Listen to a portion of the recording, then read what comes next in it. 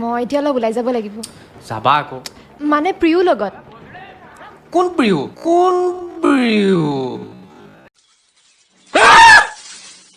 প্ৰিয় তুমি দেখোন জানাই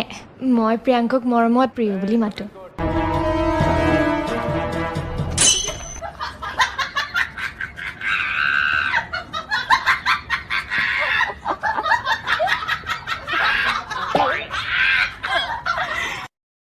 শুনা না